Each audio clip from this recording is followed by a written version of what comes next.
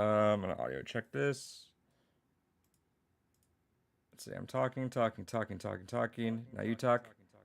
I will talk, and I'll talk, and I'll talk. Yeah, it's fine. Let's see.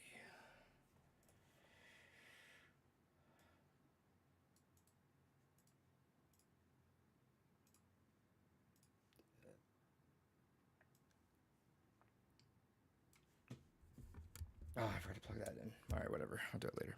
All right. Ready? Hell yeah.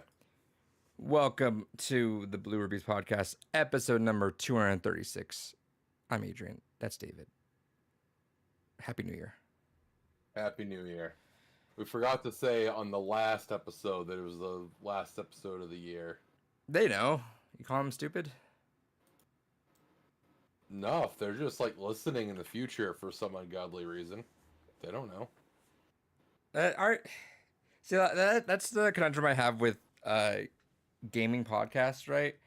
Unless it's like a milestone thing, they're not very evergreen. True. I do like when it's a discussion based podcast. So like kind of what we were doing like a while back, right? When we had like kind of a topic way back when. Yeah, the Palutina's Army style. Even that, but I think we did it earlier in Blue Rubies, if I recall correctly. We kind of had a topic that we would try to go at. Then we just kind of well, we kind of did that with news. We didn't know how long the podcast would be. Then games gone by is kind of a thing. So I don't know. It's kind of jumping around everywhere. But I think those podcasts for replay purposes usually do pretty well. It's harder to like I don't know how often I would like just actively go back to an old podcast just out of nowhere if it's not about something, right? Like Small Town Murder, you can go back to whatever because it's not True. it's not It's a topic. yeah, it's not beholden to time. All right, well, come on, Juice, let's go. Cut to the chase. You're gonna stare at me for a while, then you're gonna process, you're gonna jump. Let's just get them on here. All right, there you go. Hey, how'd your New Year's go? It went pretty fine. How about you? Mine was pretty fine as well. What'd you do? Hung out with a few friends and got absolutely fucking tanked. Yeah, how much did it take to get you Hell yeah. tanked? I wasn't bad because I went for the cheap shit. Isn't that some shit? You gotta do the cheap shit to get there. Yeah, bunch of Sapporo, almost a whole case of the Monster alcohol things there to myself, and a few others. It was a good time. We had hot pot, and so we just drank and ate a bunch of fucking food. Uh, I think Outback is where the audio will be at. The audio seems fine. The audio's here. Where the fuck are Where are you you at? at? Is the question. Uh, Where they at, though? where are you at though? You might come in just a little quiet, David, but whatever. You could just bring up your voice naturally. You muted yourself doing that. Literally the opposite. Oh, I muted myself. Yeah, you are now muted, David. God damn it. Oh, it wouldn't be a new year without some more audio issues from us, though. Right? Ain't that right, Juice? He's thinking. Actually, it's not bringing that. Look at that face. He is 0% coherent of thoughts right now.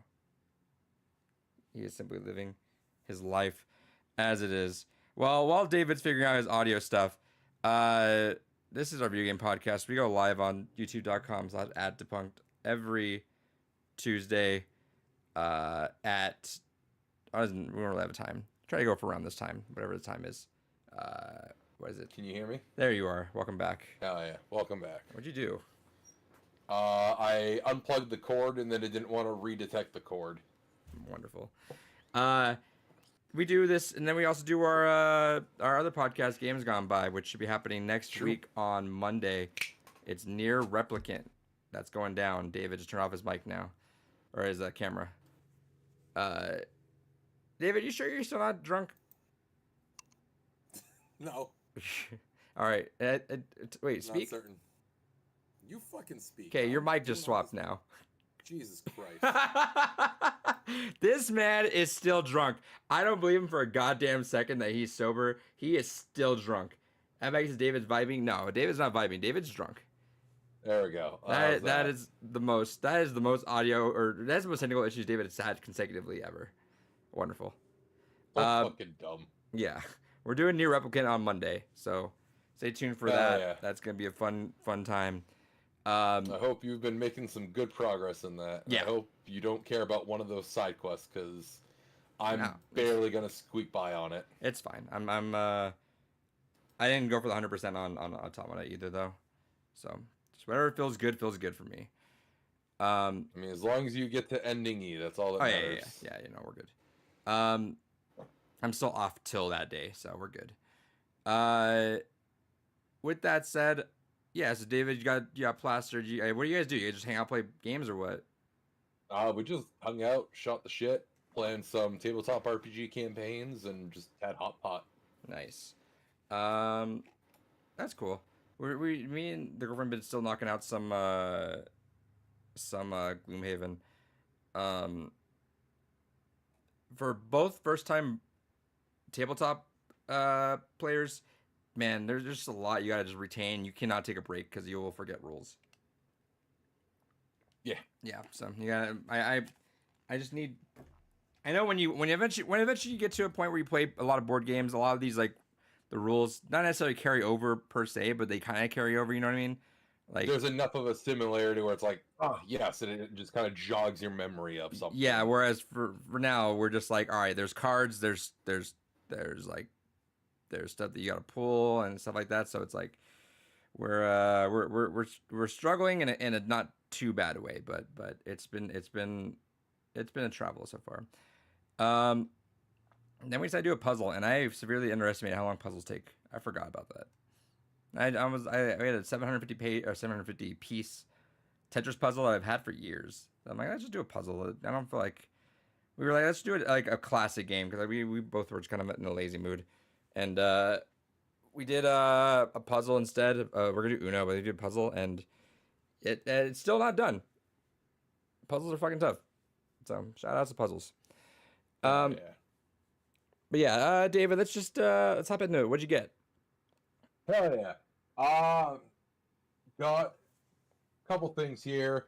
I got this for a whole whopping fucking penny and $4 shipping. But it is Drawn to Life on the DS. I've actually have been Shout wanting outs to to try that this show. game. This is a show? Yeah, unless it's No. based off, unless it's not based off the show. I don't know. I Does it just say thought it Comedy looked like a Central neat anywhere logo. on there? Fifth Cell, THQ, Nintendo.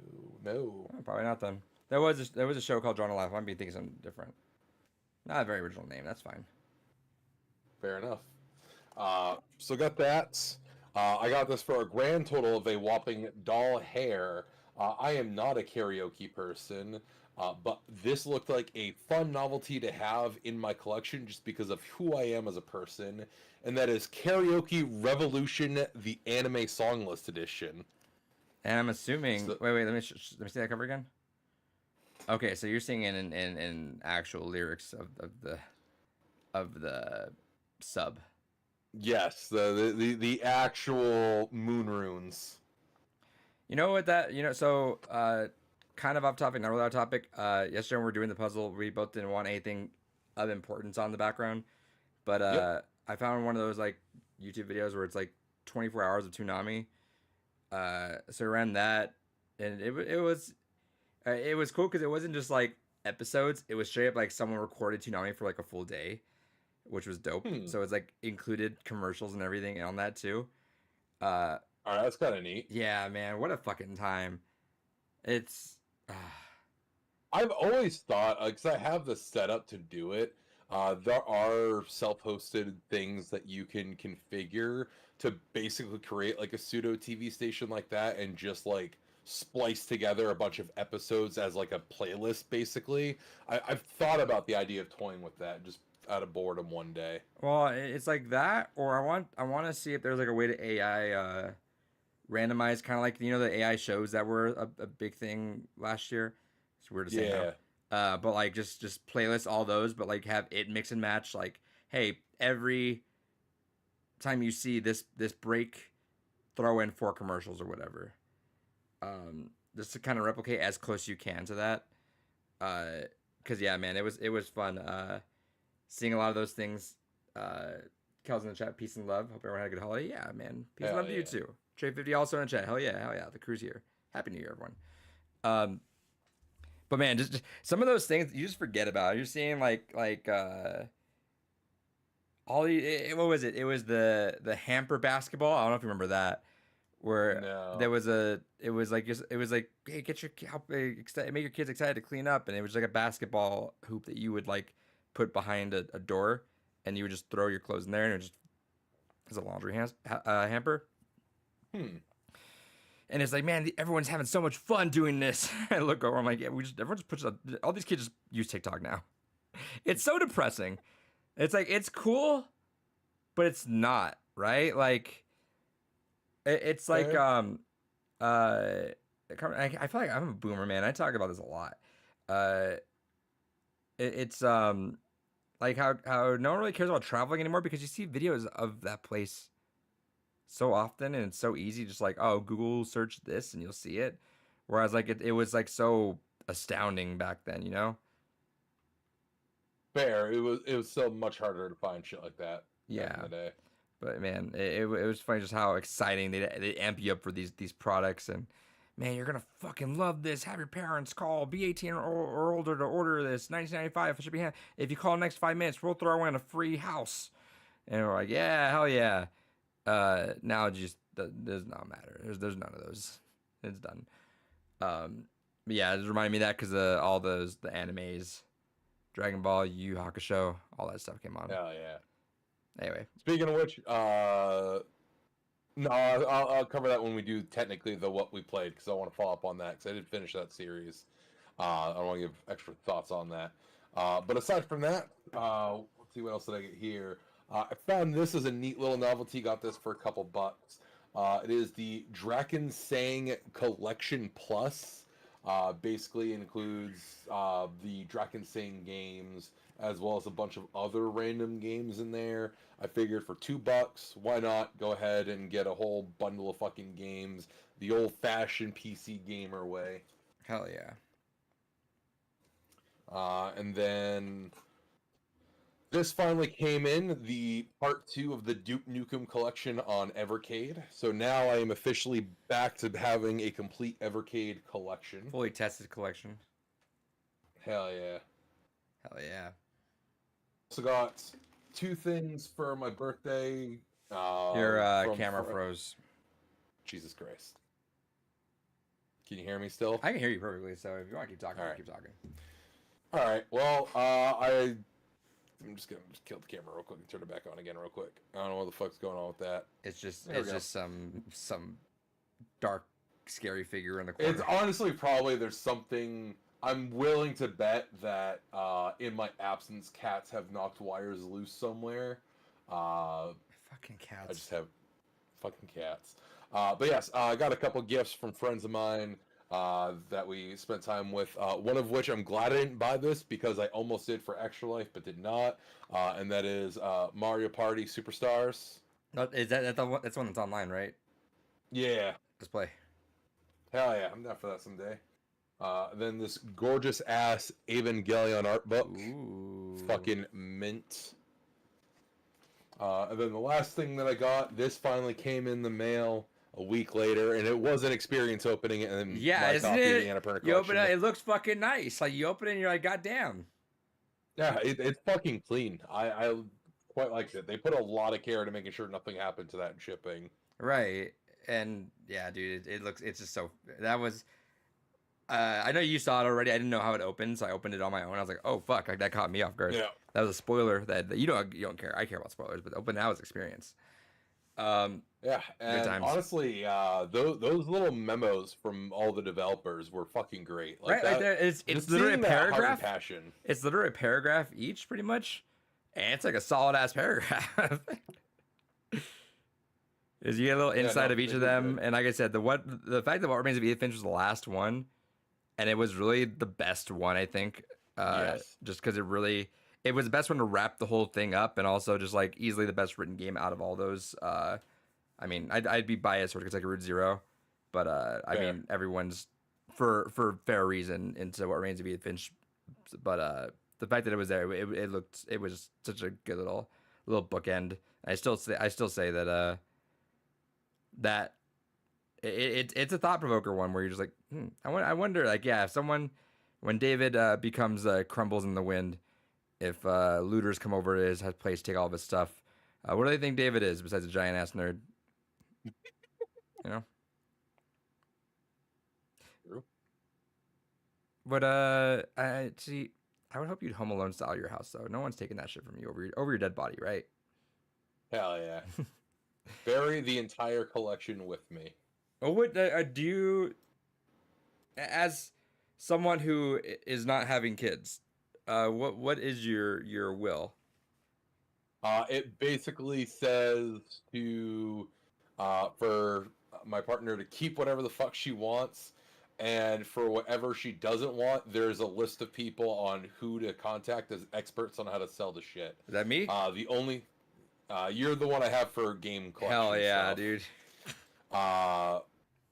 But aside from that, the only thing that there is like I explicitly want something done with X is my prototype copy of Shin Megami Tensei Ice Children. I would want that put into a museum of some kind. I thought you were gonna say put in the casket with me. I was about to say that's fucking sick, bro. Nah, you motherfuckers, you no, try. I got one better. Put it in my tombstone. Yeah. Lock it away. You want this literally over my dead body. You guys should have got it for. You guys should have been faster. That's cool. Remade it with me. Yeah. I respect that. Well, what if? Oh, is there? So have you written this already?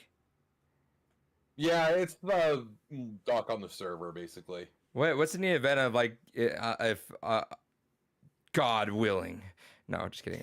You guys both happen to like pass the same time. Is there a parameter around that? I know there is, right? No, we're both out. The fuck does it matter?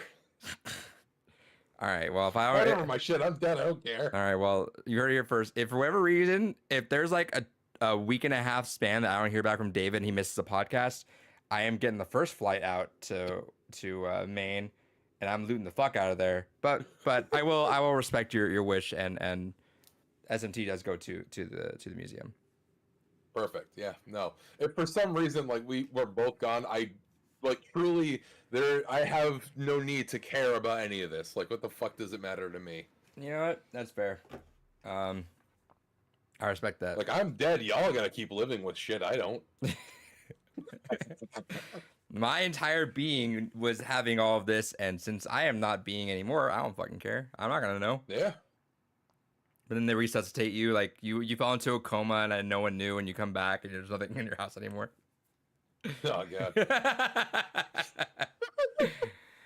There you go. That's our first movie idea. We actually did have a situation kind of happen like that here, where there is a famous hoarder house here in Maine. It's actually not that far from me. They were actually on an episode of Hoarders level of hoarding. And they have a sign outside the house proudly declaring that they were on Hoarders. And it's even worse than when it was on that episode. Yeah. It's fucking Well, if heinous. you're proud about it, then yeah. But what ended up happening is this was like a couple years back.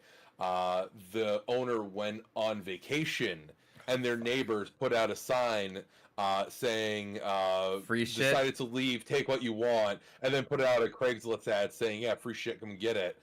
And the dude came back like a week and a half later to his house being fucking robbed, basically. Did he refresh? Some people returned things, not everyone did. So is it still bad? Oh yeah, it's still bad. If anything, I'm pretty sure they've doubled down at this point. That's a big ball move right there. Yeah. All right, you piece of shit. You want me to lose my stuff? I'll buy more. Can't stop. Won't stop. That's funny. Let's see. What else do you get, David? The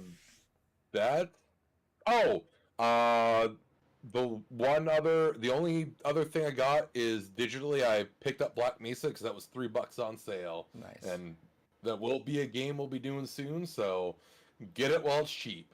Yeah, do it. Yeah, but Steve Silence tomorrow. I'm gonna look like one last time through it and see what's up there. Cool. Excuse me. All right. What did I get? Unrelated to games. I got this. I don't think I had that. Hell yeah. Yeah. Underappreciated film of his. I mean, I believe it. Is that one as fucked up as the others? Not to the same extent, Okay. but it does have a certain it is the weakest of his work. I'll phrase it that way. But that's not that's a high bar though to say you're weak. Yeah, that's like saying it's the weakest thing that like Lynch has done. It's like it's still a fucking trip, whatever it is. Okay. But like it's. I've only ever seen Paranoia Agent. Someone that's probably good. Then I go to that one. That I can keep going to. Yes, the Perfect next Blue and stuff. Yeah, Perfect Blue is my favorite. I Yeah. would recommend that.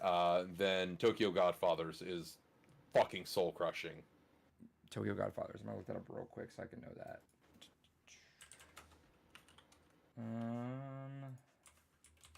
Yeah, that one, if I remember correctly, is subtitled only. I don't think they ever did a dub for it. But truly, that is a soul crushing fucking film. I had a. Let me view my list real quick. Speaking of soul crushing films, I had a. I was told that what's it? What's that fucking movie? It just came out. Godzilla. I don't want to -1. say because I know I'm gonna say the wrong thing. Regal Showtimes. Let me see. A24 just came out. The Iron Claw. I didn't want to say Iron Fist.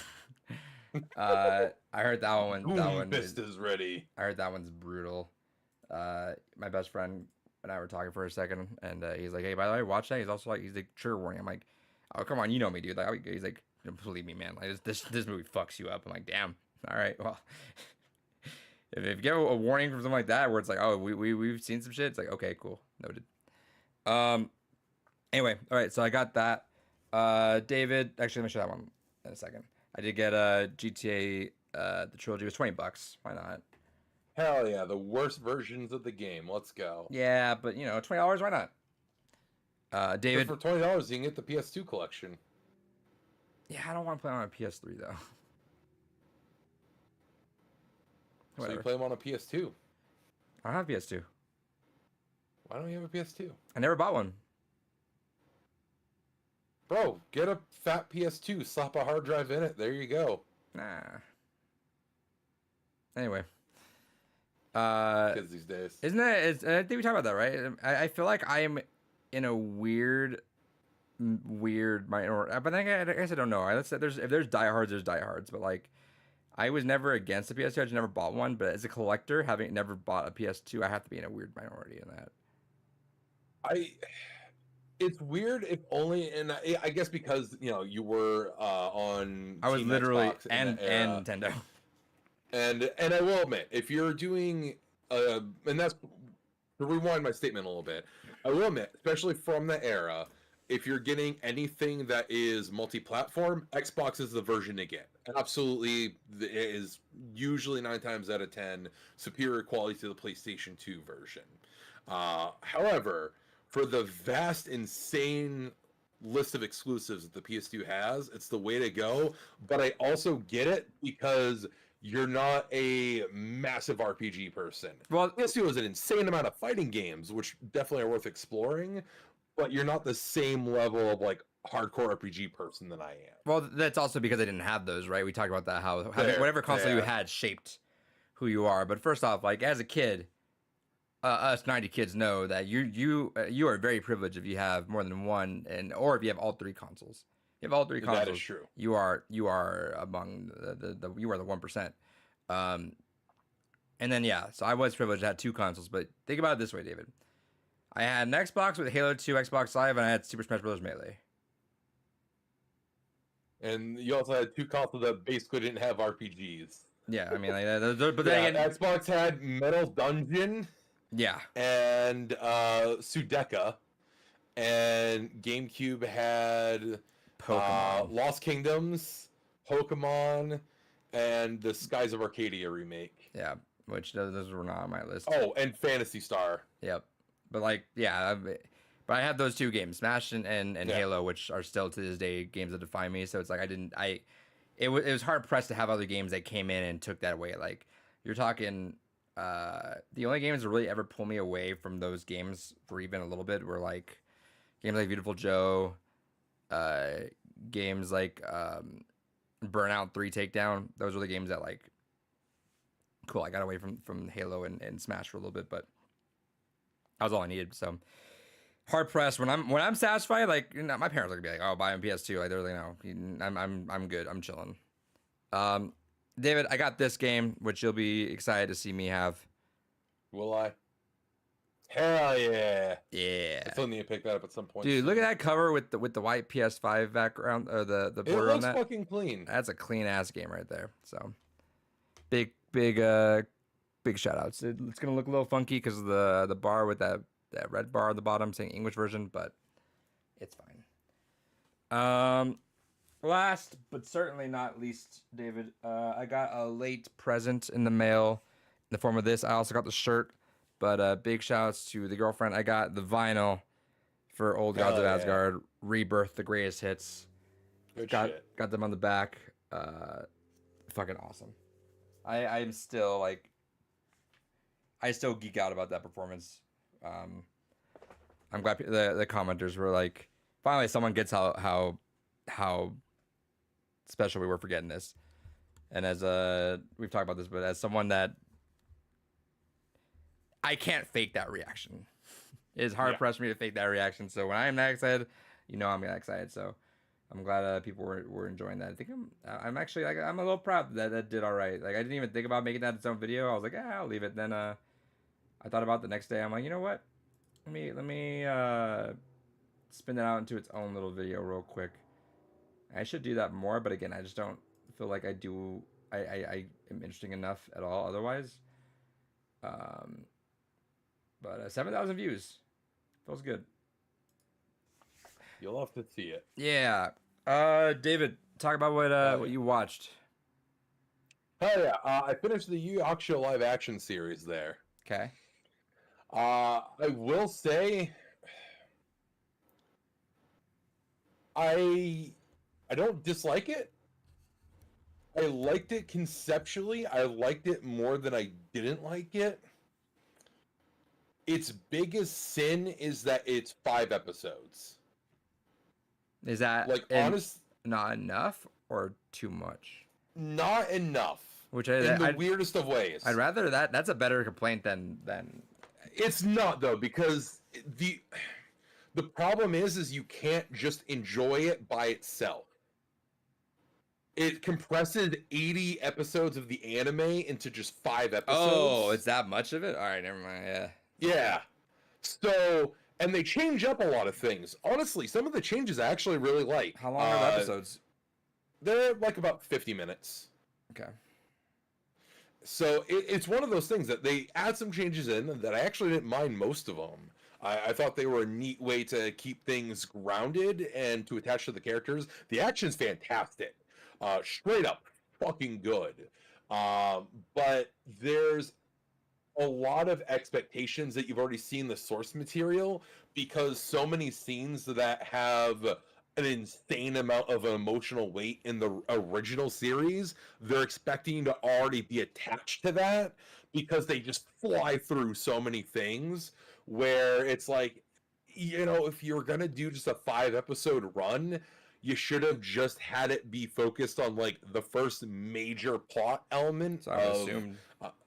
But instead, they go from the beginning of the series into effectively the end of the Dark Tournament.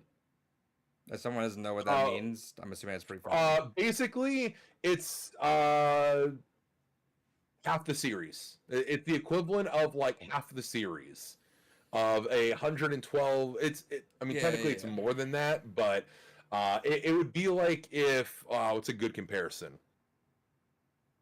Okay, fuck, I'm trying to think. There's not many longer form thing. It would be kind of like if you were to go ahead and instead of doing, let's say you were doing a TV show of Nier, like the Nier anime they did, but instead of doing Nier Automata and giving it 13 episodes, it's like they did Drakengard 1 through 3 and Replicant, and then put that as like in the 5 episodes. It just compressed all of that lore and all that history into just 5 episodes. Yeah. So it's not bad. I would honestly say watch like the first episode. If you like it and you're like, this seems kind of interesting, then go watch the actual anime. Worst case, can they shuffle around and get away with it? No, Okay. because the problem is that like it's hard to really explain without spoiling too much. But like they got rid of all of like the setup essentially.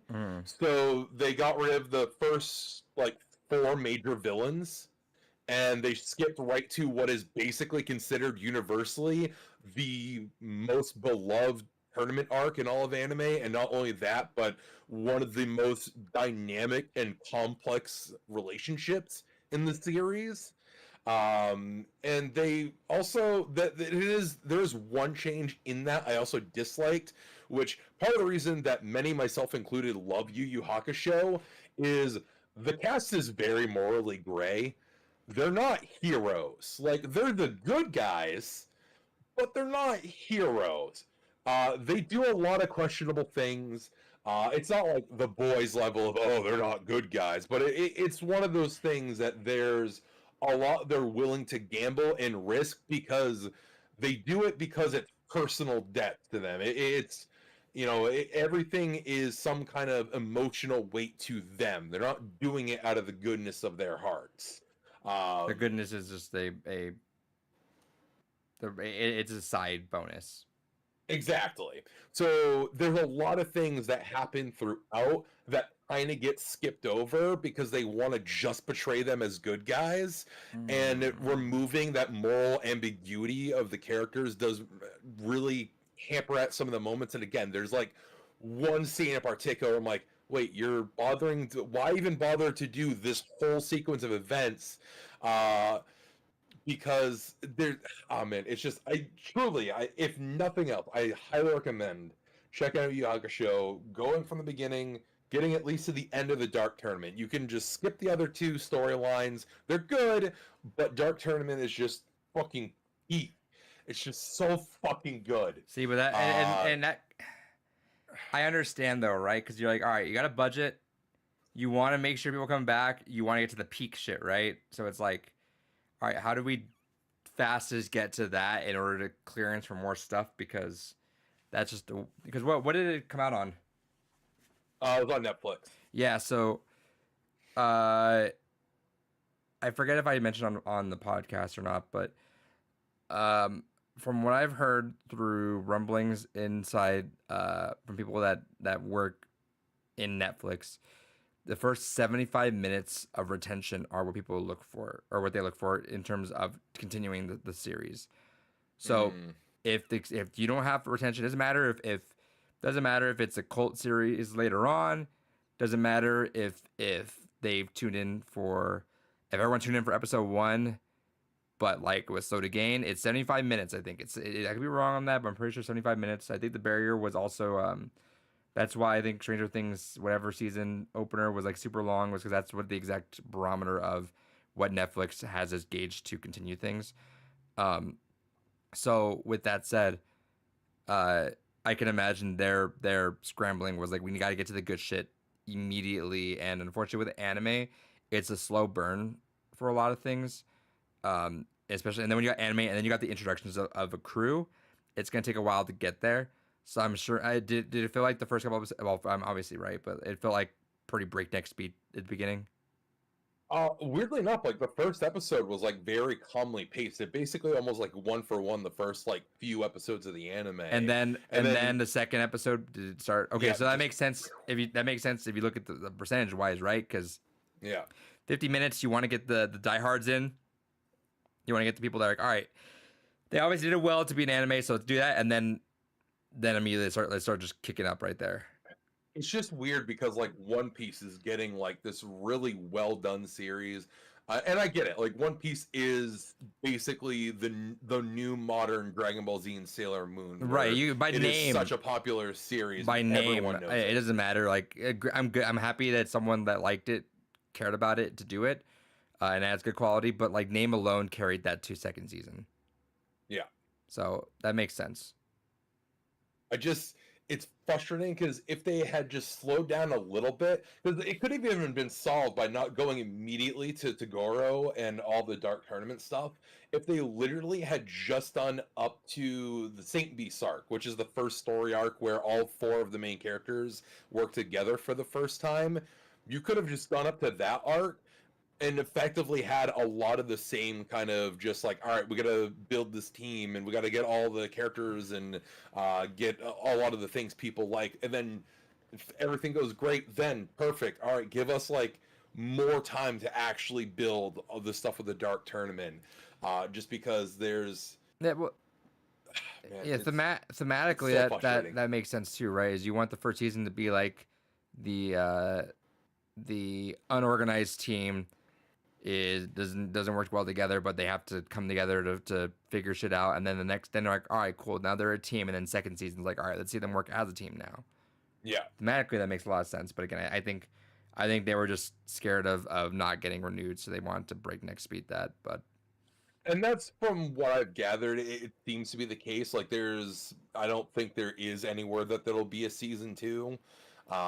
So it's kind of one of those... When did it come out? It came out like a couple months ago.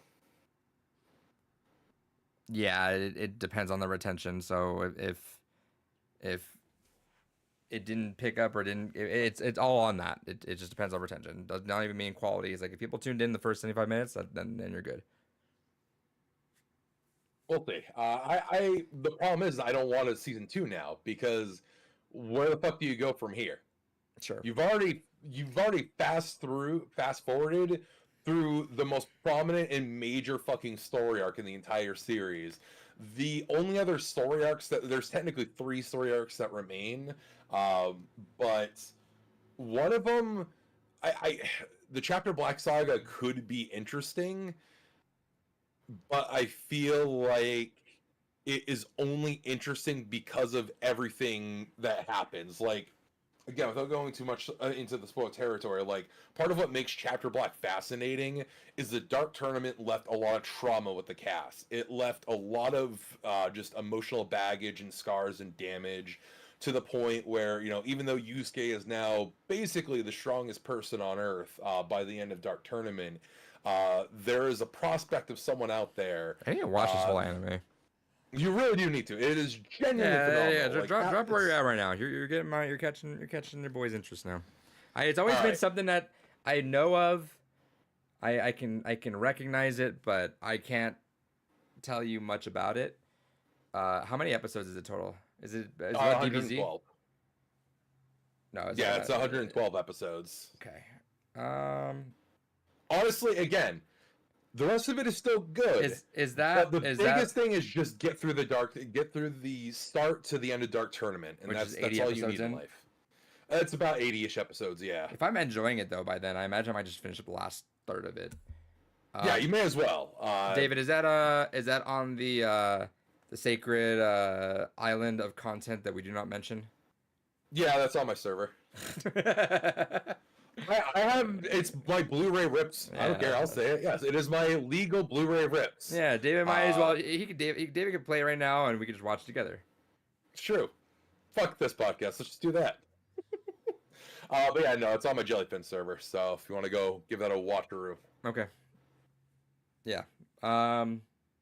Nice. What you been playing though? Oh yeah. Playing, I have played a little bit more of Nier Replicant. I am still trying to at least get all the side content done. But the real world time bullshit is kind of making me go, fuck, if it's not like good to go in another couple days, I have to just say fuck the side stories. Well, you can't cheese that. No. Only on the PC version you can cheese it, but for some reason the PS4 version, even if you change the system time, the game still remembers what the real world time is. even if you turn off the internet and all that. I don't know what the fuck they did with the coding of the PS4 version, but it's smart enough to remember the real world time. I'm gonna say something pretty wild. Out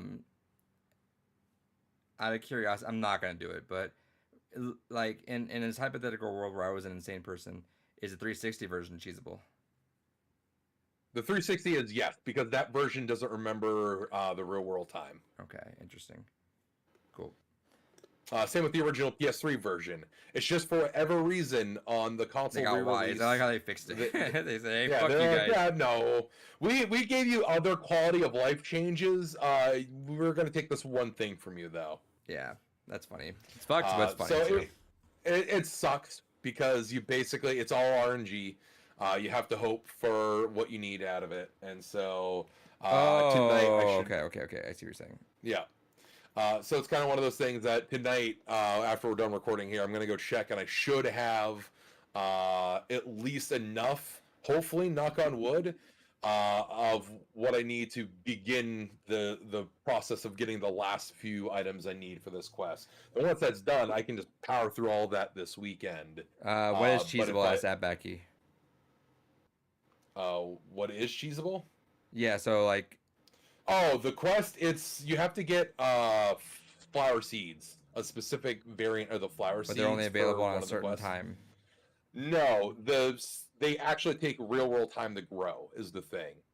And Uh, so they're also an RNG range on if you get the seeds, because what you have to do is you have to get gold flowers and you have to get red flowers, and you have to cross pollinate them to get peach flowers. Dude, And I then still- I you just need to don't- cross pollinate blue and gold in order to get indigo.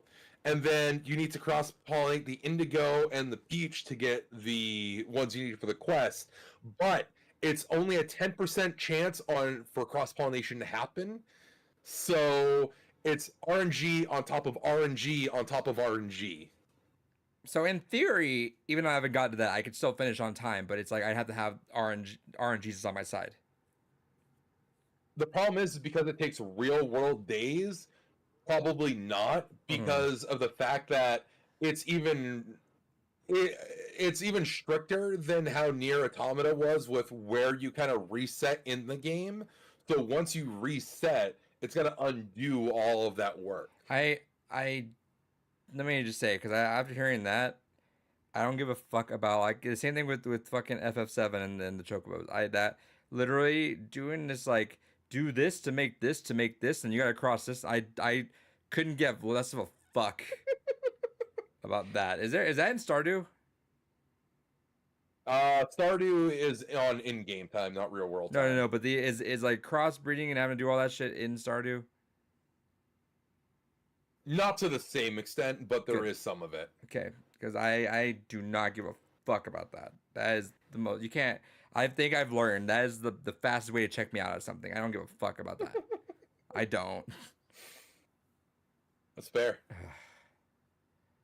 Which is funny because like I like doing that kind of stuff kind of in Pokemon way back when, but like oh my, but obviously Pokemon is not nearly as strict or as detailed as that, you know.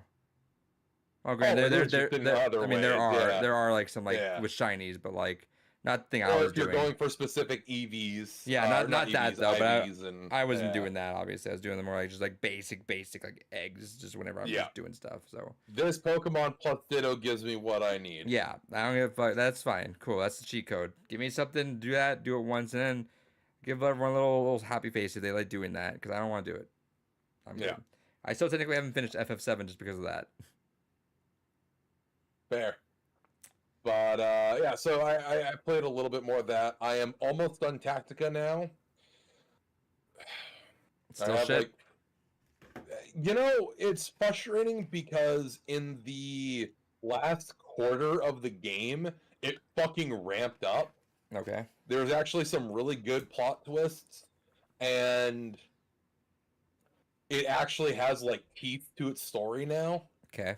And so it's one of those frustrating things where like we basically got to where like Persona 5 starts in terms of like having teeth with some of the revelations of the characters. Sick. And it's like, oh, okay. Why didn't we start with this?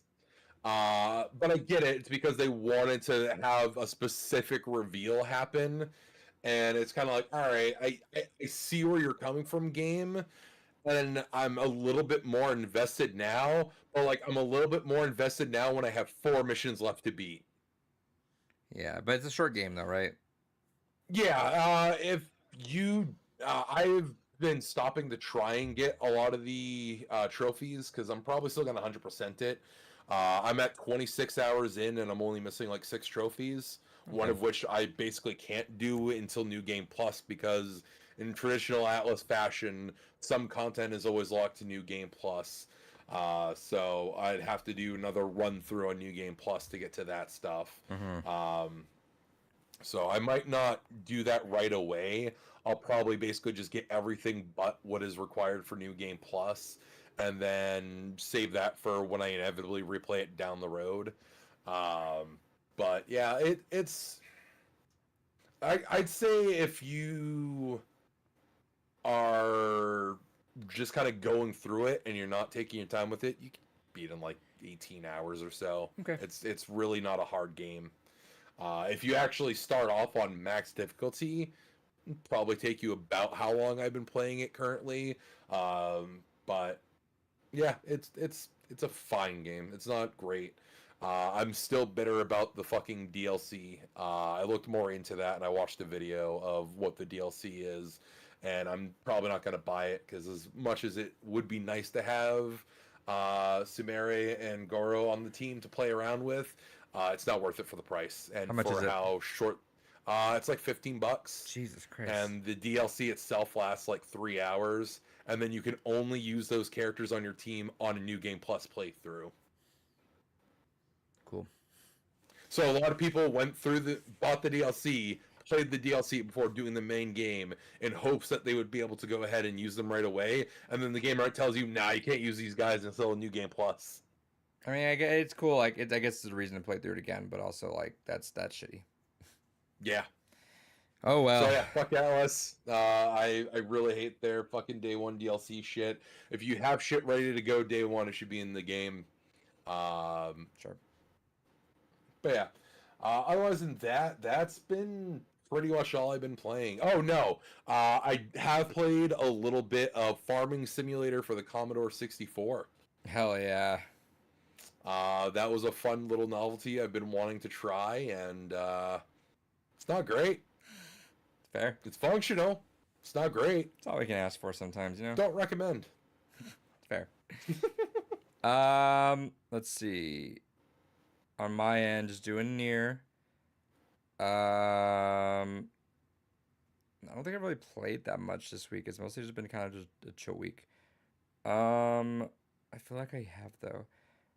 I will say that so Alan Wake 2 has a bug with a new game plus where one of the caches didn't open or something like that, so it didn't work if you wanted to do this whole other little section. I didn't actually do on the first playthrough, and I was planning on the second playthrough, but I was like, all right, I'll wait for final draft, and the final draft didn't fix it, and they're gonna fix it. But I decided that I was holding off. I was like, I'm gonna play through it, and I decided I'm just like I just don't have time. 'Cause I still haven't actually done any of my work stuff that I need to get done.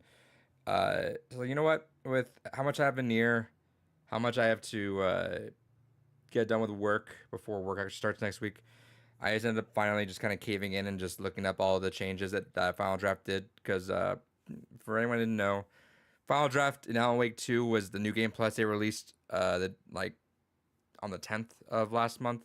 So about a month and a half after it came out, 2 months out, no, about a month and a half, I think. And it had little changes within, or actual bonus things that added to the story. So it had a new ending. It had a couple new videos, a couple new pages, some new dialogue. Nothing like overarching. But it did have new things in. Now, from what I saw, I will say, let's see. How do I phrase this? I'm of two minds. I think the ending of of 2 was so perfect, but also it was very obvious what was gonna happen. I feel like right when you got to it, when you felt it was about to end, you're like, it's gonna end right here, and Yeah. in like a fun way, but also like yeah, that seemed obvious, but in a nice way. Because I think if you go back and watch my playthrough, I'm like, once it happens, like I'm like, end now, perfect, done, out. The final draft extends that ending, uh, almost in a way to indicate what the sequel, if there's a sequel, or what else we'll see of Alan Wake the franchise. Um, and I think I'm of two minds. I'm like, yeah, that takes away a little bit from the first ending, but then granted, it was that was always your first ending, right? It's kind of like how I feel with Persona 5 versus Royal, right? It's like I feel like Yeah. the ending of the second part is emphasized because you got the first one. Um, just because it feels better, just having that little bit extra of time with that, right? Um, so I think the ending's super cool. I like the bonus videos. The bonus video is actually fucking wild. It's like, oh fuck, it has more ties to control, and it threw such what's is there a phrase for when like you throw something into something else just and expect chaos? Like you throw something in like the dog's pen, you know what I'm saying? It's something like that phrasing. I forget what that phrasing is. I don't I feel like remember. there's a phrase. I know I'm missing it, but like they just threw something in there, and it's just like that's like a ticking time bomb. You're like, oh fuck, something fucked is gonna happen of this. I hope. Remedy's been pretty good about, hey, there's no such thing as Easter eggs in Remedy games. They're all just like things. It's canon, which is kind of the fun part about that. So there could be a world where this ends up falling flat and nothing comes of this. I really hope not. I really hope this is like the first seed of something that just expands into something crazy, wild, amazing. Um, but yeah, with that, there was a couple extra little videos here and there, or pages.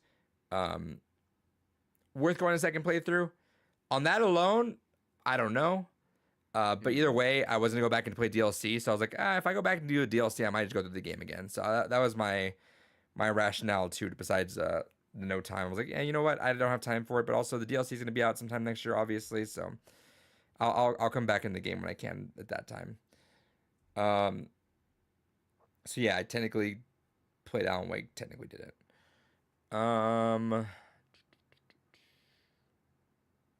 Anything else? I don't think so. Hey, David. Yo. Bobby Koch's out of a job. Hell yeah. Get fucked. That was Rest in piss. yeah. So that was a big news story we kind of missed the last week or two. But it's officially out. He's out now, so he is off. Well, I wish to greener pastures, but for now he's just living on whatever island he wants to. All that fuck you money still. But with that said, David, I think that was like the only thing you wanted when initially when this first popped up when Microsoft was buying Activision. In fact, even before that, you've always wished for this man to be out of that place. Yeah. Man was Uh, a fucking cancer. he was, and it says a lot. Like the day that he leaves, uh, like especially I know I don't really follow the other games, right? But like Overwatch developers and community was like rejoicing, and developers were like, yeah, fuck that. That was the worst shit to deal with. Um, bums me out that they still had to deal with that, but I'm glad we're finally done with that. You'll love to see it. Yeah. In fact, the top comment, um, or top Reddit post was from a Twitter post saying a quote: "When we planned Overwatch 2 Steam launch, my team warned (parentheses months in advance on parentheses) that we're going to be review bombed.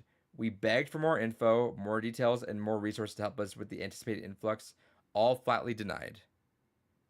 So I think as of now, still currently, I think Overwatch 2 is like the most disliked game on Steam, which is not warranted. I think you could dislike the handling of what that happened with. I get it. You can dislike a lot of that, but like there's shitty games that are predatory, like to an extreme that deserve much more negative input. But again, I understand people Yeah. are frustrated.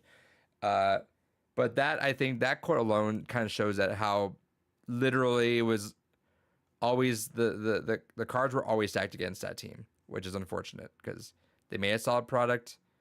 They were doing really well, but like, it's like Bobby Kotick and upper management at Activision just like did everything they could to make that game die and crash and burn, which is the saddest thing, right? Because like Overwatch, when that thing came out, that thing was fucking huge. Like that franchise had the potential to be a fucking behemoth, and fell through, which is such a bummer, I think. Look back for other stuff here.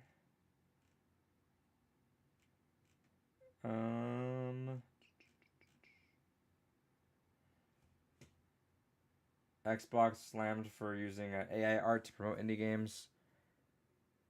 Please just hire artists. Pay artists. It's not hard. It's not hard, and it looks better too. Dragon Dogmas 2 director apologizes for the long wait for the JRPG. Says its best ideas were inspired by lack of sleep. I get that. Well, that's something I wholeheartedly understand. All right, we're gonna wrap it up kind of early-ish because I'm not feeling all that amazing, but I think this might be fun. Let's go up through. Did you look at the 2023 Steam Awards? Not really. I just want to go through and read off some of these, and let's just see what they were, and I don't know, just something to end off on a little positivity besides AI art and a whole team of developers getting fucked by one asshole. Game of the year, obviously, Baldur's Gate. I was gonna say Beyond Good and Evil. No, that rest in peace. Baldur's Gate 3. VR Game of the Year, Labyrinth. Labor of Love Award.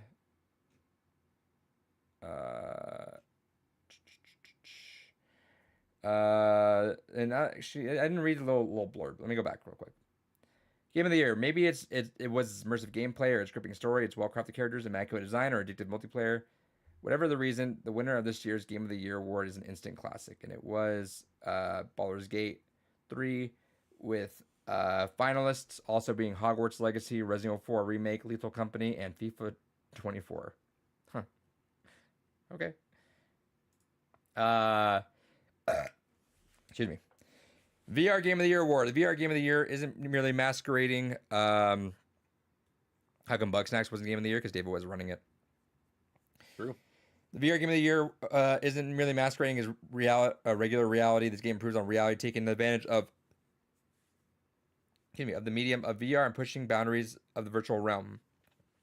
Like I said, Labyrinth won. The finalists were also I Expect You to Die 3, Gorilla Tag, F1 23, and Ghost of... What the fuck is that?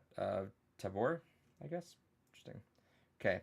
Labor of Love Award. This game has been out for a while. The team is well past the debut of the creative baby, but being the good parents they are, the devs continue to nurture and support their creation. This game, to this day, is still getting new content after all these years. The winner is Red Dead Redemption 2. Finalists being Rust, Deep Rock Galactic, Dota 2, and Apex. The Best Game on Steam Deck Award. Interesting. This game was so good you want to take it everywhere, so you grabbed your Steam Deck, and you did. Luckily, everything made it endlessly playable at your desk, got even better on the go. Hogwarts Legacy won that. Finalists are Outlast Trials, Diablo 4, Brotato, and Dredge. I still want to get this other game, David. Better with Friends Award. There are some games out there that aren't the same when you play by yourself. Maybe you have to have a friend watch your back. Maybe you need to have a friend that you can stab in the back. Either way, the fun is awaiting those who gather friends together to play this game. Lethal Company won. Dark Tide or Warhammer Dark Tide, Party Animals, Sunken Land, and Sons of the Forest were the finalists. I still want to play Lethal Company. I know it's not your game. I want to play a game with you. I know we have Ready or Not though, but I want to eventually get that game. Outstanding visual style. What actually is Lethal Company? I haven't really looked too deep at it. It's a co-op horror game that you scavenge moons of skeleton. You have this like. I haven't actually watched videos because I don't want to spoil it because I know there's a bunch of meme videos out there, and when you watch all of the meme videos, they feel like the actual experience itself never gets to be up there, right?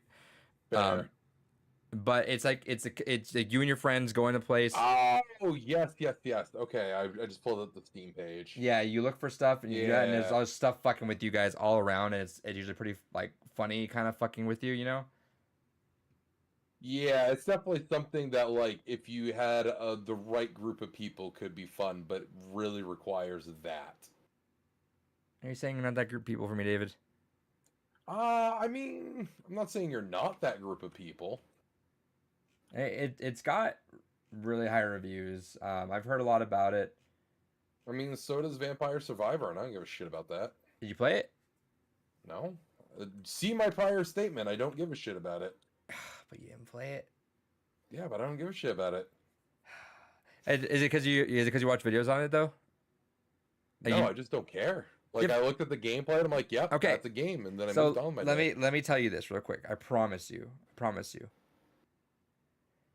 The gameplay, the way it looks for Vampire Survivors is it looks like the most boring, mundane, dumb game. Like it's seriously 0% appeal when you look at that game. I back you up on that. I believe you. I was with you. I promise you that game is is addictive crack cocaine when you play it though. It's not when you look at it. When you look at it, the look of that game is so wildly underselling the game. It's $3 though, so that's why I was like, fuck it. And it's very, very addictive. So I understand. I stand by why you say you don't give a fuck about that game. I'm gonna gift it to you eventually. But I understand. So that's what I'm gonna say. I'm not even gonna fight you on that whole part. I'm just gonna say my piece with it and tell you that I will buy that game for you eventually. We'll see. Play your cards right, everyone. No, I'm buying it. I don't, it's $3. I'm gonna buy it for you. If you are ever interested in Lethal Company, though, you tell me, I'm buying the game at that instant. It didn't get a sale, so I'm not in a rush. But I will play that with you if you want to play that. Maybe one day. Sure. Outstanding visual style award. Ask your friends. I'm sure they probably aren't. I don't know if they're the type, but ask your friends if they're into that game. If they get into that, we'll cut you out of the group. That's fine. I could see them potentially getting into it. I mean, they play a lot of co-op-y shit in general. They're always willing to give anything a try. Yeah, tell them if they're into that. They're 'cause more adventurous than I. I promise you, I'll hop in with you guys on that. Because that's one of those 2023 games that I kind of wanted to put for a top of the game of the year list because I'm hearing so many good things about it. Run it by your crew and let me know. All right, I'll let you know. Cool. Outstanding visual style award. Visual style doesn't aspire to real world graphic fidelity, the noble goal in and of itself. It describes a distinctive look and feel that suffices an entire game. Atomic Heart won that, which that's a game that everyone kind of forgets it came out last year. Darkest Dungeon, Cocoon, High on Life, and Inward are the finalists. David, you're going to hate everything about this, but I'm still going to read it. Most Innovative Gameplay Award. Designers of this game are the front lines of creative experimentation, bringing a fresh perspective and brain-breaking surprises. The game delighted, inspired, and entertained with newness never played before. Literally, everything I said is going to go behind this, and you're going to think this is the dumbest thing you ever heard after you think that. In fact, I'm going to have you guess. Most Innovative Gameplay Award, what do you think won? Think of something you would literally vote against being that exact harbinger. Call of Duty. No, but you're not out of the realm. Vampire Survivor. New game last year. Mario Wonder Labyrinth. Yeah, whatever on the fuck Steam. it's called. Oh, on Steam. That's right. Trying to think of what I would normally not want to suggest for this. No, not even about what suggest. One game that you're literally never gonna play, and you would say, "Fuck that." That's 0%. Is that deserving of that? In fact, it's negative. Overwatch 2. No. New game last year. New game last year. It was a big one. Fuck, there's so many fucking. It was a big one that you hate. That doesn't narrow it down. You hated everything about it. You refuse to play it. You think it deserves nothing. You think I'm not gonna say anything else because it's gonna give it away probably after that. Do you have any idea how little that narrows it down? You dislike a lot of things. You don't hate a lot of things. You don't hate a lot of things. fuck else was last year? Came out last half of last year. It was huge, but didn't get a single nomination at the Game Awards, which you were happy about. Oh, the Harry Potter game there. No, but no. Give me one last guess, and I'll tell you. Although that did remind me of a thing that I saw that was really fucking cool that I do want to talk about real quick when we get there. Talk about it now. I give you some time to think. Do you see the accessibility options they've been making in Tekken 8? No. Dude, the colorblind mode stuff they have is fucking wild. Okay. There's like 60 filters for how you can view the game. Straight up to just even putting things in like aligned grayscale. Like it's on a dot matrix setup. It's fucking wild. I'm all for this. Bandai Namco. I love. Well, hey, and Capcom, right? I'm down with all these developers making these games as accessible as possible. Because again, that the margin for profit on spending time on those features is very small, which I'm sure any moneybags man up at the top would decline if they were asked. But fuck them, accessibility. Yeah. By the way, I guess David, do you hate the police? He does. Exactly. Fuck the police. Came out beginning-ish of last year. No, last half. Oh, last half of last year. So in the last couple months. Last couple months. September to be exact. Hated this game. You're never gonna play it. You refuse to play it. There's not a single thing this game could do for you to want to play it. And it's a big game. Trying not to look at anything to give me it. I don't think you'd even know in the room if you look around. It's a new IP. New IP.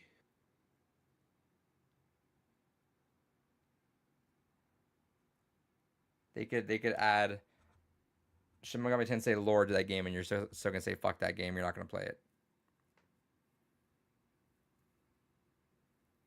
See, the new IP one is throwing me off now. It's a new IP, but you will go out of your way and say there's nothing new about this game, which is why it's funny to win this award.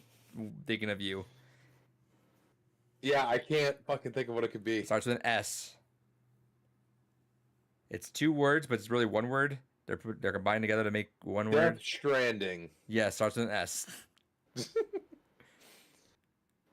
Silent Hill. It's an Xbox game. It's an Xbox game. I love because it's funny because you forgot about it because like this is exactly it makes sense. This is how much you did not give a fuck about this game. Xbox doesn't have games. Hey, this game should this company really should update this engine finally.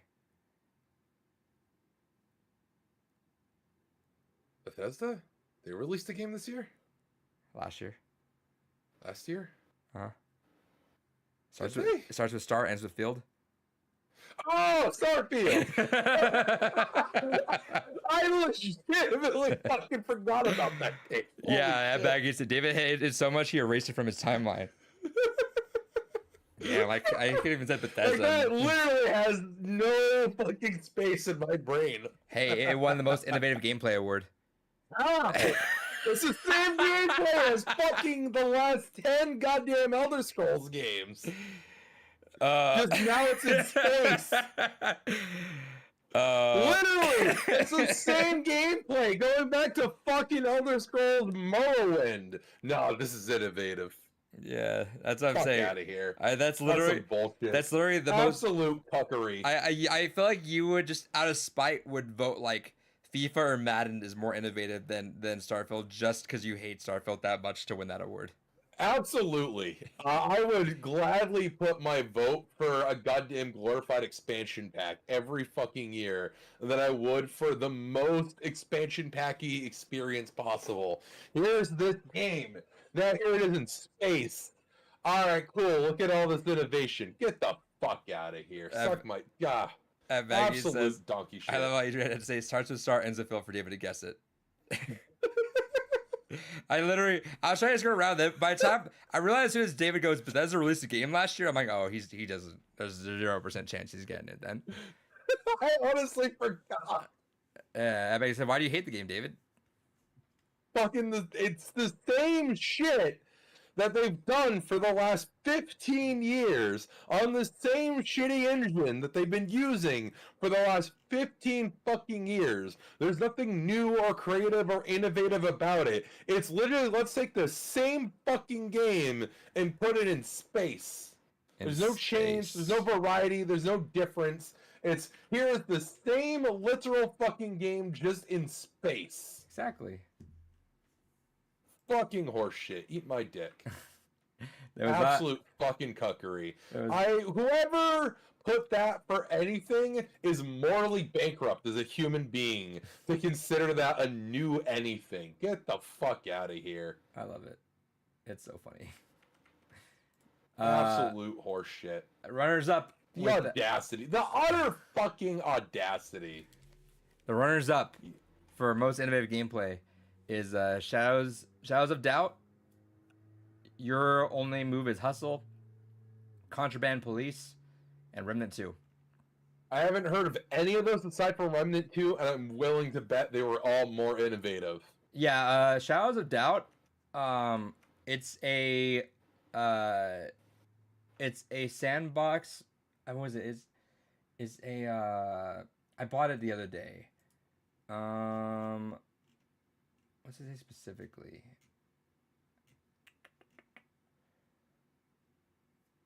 I want to say it's a procedural generated, but I could be wrong. But it's kind of like got that like battle bit look where it's like the bit style. But you're a private investigator and you're trying to catch someone, trying to catch a killer, or they're before they start killing people. Really cool. Yeah, that sounds neat. Yeah. And then You're Only My Hustle. I just pulled that up right now. That looks cool. Or Your Only Move is Hustle. It's like $4. It gives me Nidhogg vibes, but like fast paced and you're just comboing and killing someone. Thing. Yeah, you might want to check that one out because it's overwhelmingly positive, at least last year, and yeah, it's only $3.75 right now. What's the it exactly? It's in your wish list. Oh, it's in my wish list. Perfect. Your only move is Hustle. Your only move is Hustle. Okay, yeah.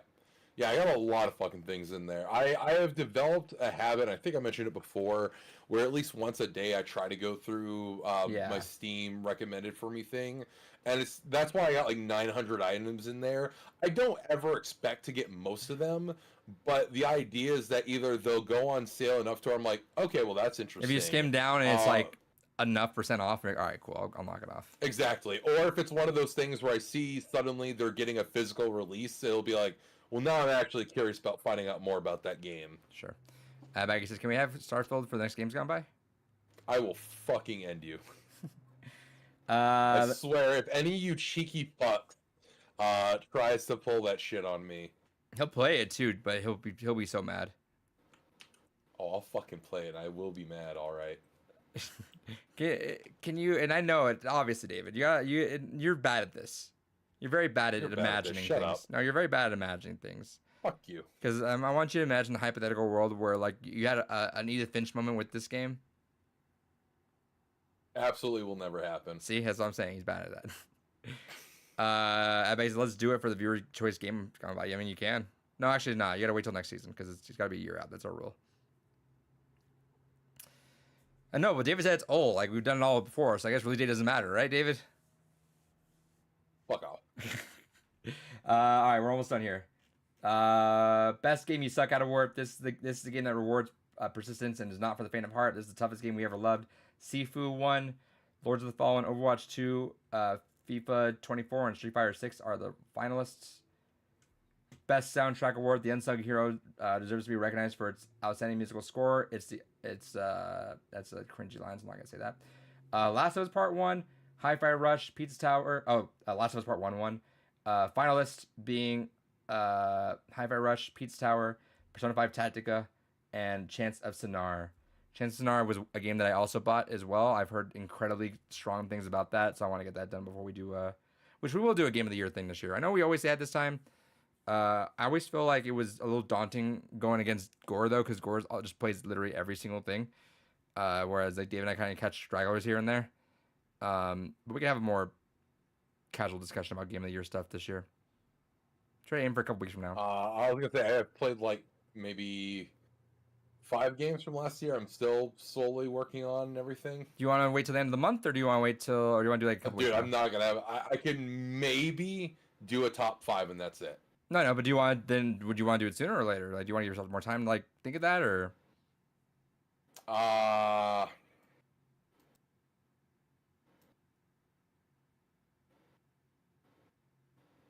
No, we could try to swing something out like the end of the month. Okay.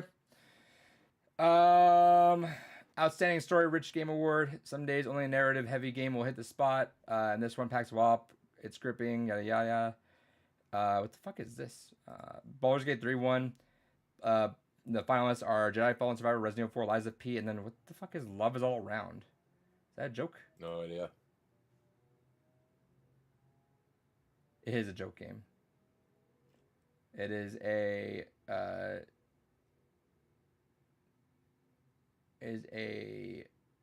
dating sim. Let's see. Love Is All Around is a simulating love story, real life, full motion interactive video. You will not only meet and fall in love with 6 beauties with completely different personalities and styles, eventually embark on an immersive and sweet journey one after the other. Under their charisma, how would you deal with the 6 beauties while you're busy paying off debts? Would you ignore your feelings and focus on making money? Would you choose love over money? Among these beauties, who would you choose to be your partner for the rest of your life? Is it the extremely charming, I don't know what that word is, Nguyen girl? Is the mature intellectual with intellectual tenderness and gentleness?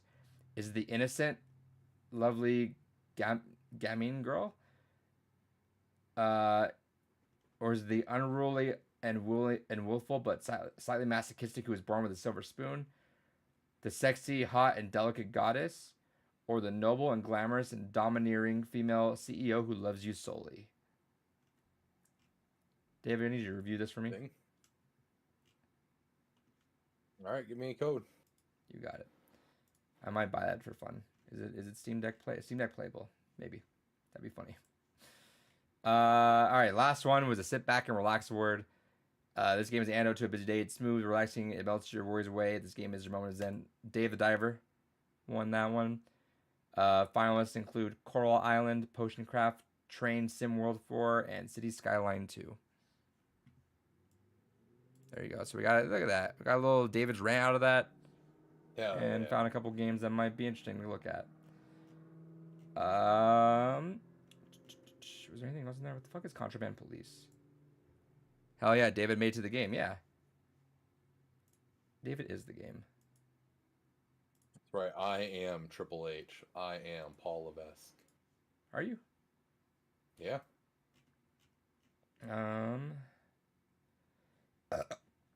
Excuse me. Nailed it. Yeah.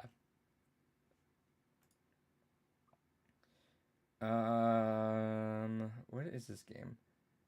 I'm interested in buying it, but I feel like I would upset the girlfriend if I bought another police game. It's going against my jokiness. I might have to wait about a year. We'll see. Can we remake David's rant and David's ad read? Yeah, eventually. One day. All right, we're gonna leave on that though. All right, y'all. Happy New Year, everyone. It's been fun. 2024, big changes. David's gonna finally make his OnlyFans by the end of the year. True. It'll happen.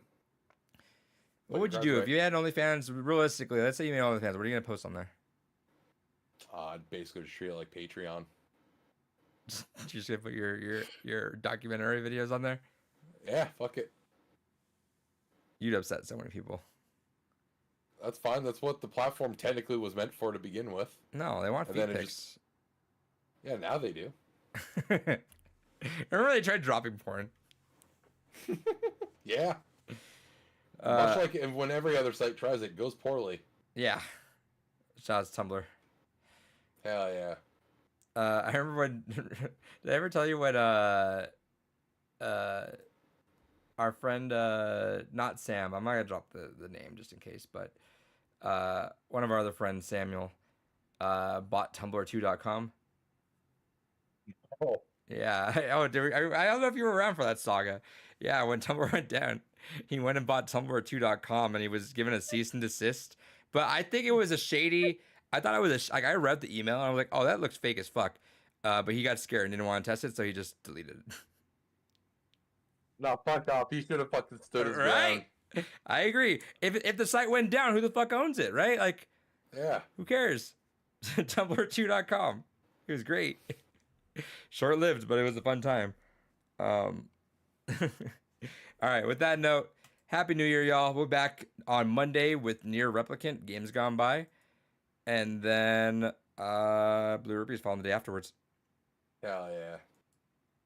And back in the chat, shoutouts to you. Anyone else hanging out in the chat, shoutouts to you guys as well. You guys have a good night. Once again, Happy New Year. Bye.